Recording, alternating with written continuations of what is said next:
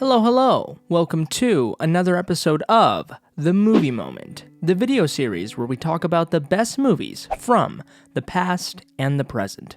This is your host, your favorite man-child, Super Jesus Jackson. So today is the release of Zack Snyder's Justice League on HBO Max, and unfortunately, I was not able to watch the movie early and prepare a review for you guys, but I will upload some sort of reaction video and then most definitely a review, so stay tuned, you guys. And also, I appreciate your support so far for these videos. Don't forget to ring the bell and subscribe so you don't miss a thing.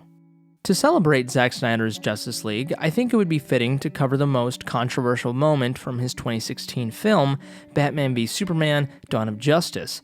That movie is widely criticized as a whole anyway, but especially the Martha moment. It's considered to be silly and laughably bad, rather than an actual moment of substance. I disagree. The Martha moment is the best part of Batman v Superman.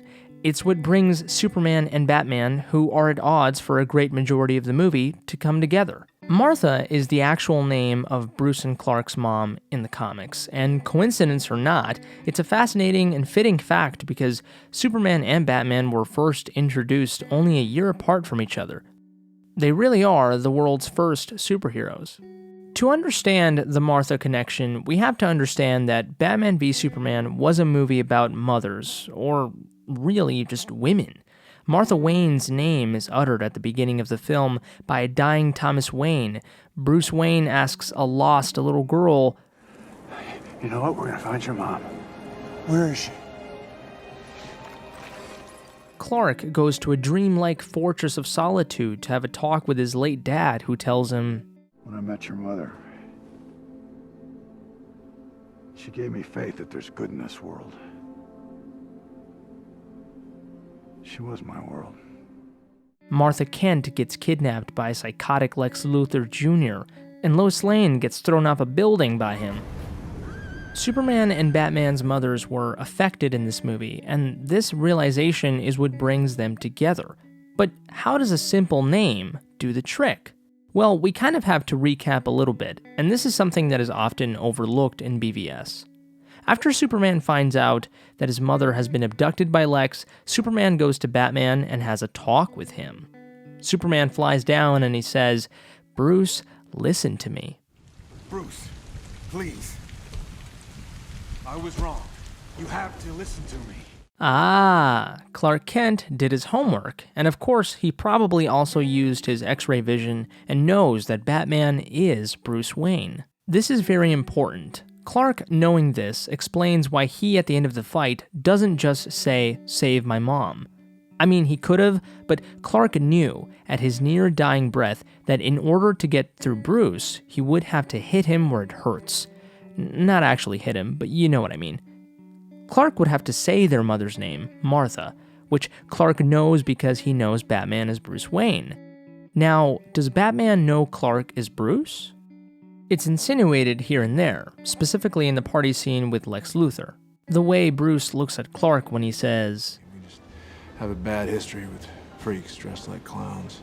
But we can just say that's Bruce being an asshole and insulting Clark's humble outfit compared to his. Whatever it is, though, the thing is, Bruce in this movie is not Batman, unlike the last act of the movie. He's brash, hasty, and clouded. He is still as smart as he should be, but his motivations, his reasoning, and the way in which he goes about his intellect is ignorant and stupid. He literally says if there is even a 1% chance that Superman is Earth's enemy, then he has to take it as an absolute certainty. "He has the power to wipe out the entire human race, and if we believe there's even a 1% chance that he is our enemy, we have to take it as an absolute certainty." That's not Batman, at all. One other question that some people ask is why Clark didn't just yell out, "Dude, Lex has my mom, Martha," in the middle of the fight, or right in the beginning instead of waiting until the very end. That's the thing. Clark did. In the beginning, he tried to talk with Bruce. The dude said, "Please, for God's sakes." Clark proceeded with caution at first because he knew who he was dealing with. The fucking Batman. But Batman's traps and his unwillingness to cooperate angered Clark, and that's where even more criticisms come into play. Why did Superman cave in to anger? Why was he so brash and ill-tempered in this fight? That's where you have to remember. Zack Snyder and his team of writers did this on purpose. This Superman is not the final version of Superman. This is a flawed Superman. A Superman that's going through a lot. A more human, realistic version of him. Place yourself in his shoes. Your mom was just abducted. Your mother. You find out Lex is the one behind everything bad that has happened to you recently, and then to top it all off, you've pissed off a Batman unwilling to talk and taking every possible opportunity to hurt you. In this case, at least until the kryptonite, Batman was just poking Superman with a stick. But we all know, poke a tiger with a stick, and you're going to be in a world of hurt. Also, Clark knew that Batman was the type of guy that wouldn't budge with the pen of a journalist. Only a fist would do the trick. Talk to me. Help me change it. With what? Your pen? A man like that, words don't stop him. You know what stops him? A fist. So, knowing all of this, the climax of the fight becomes much clearer. Superman finally uttered Martha's name with what seemed to be his last breath.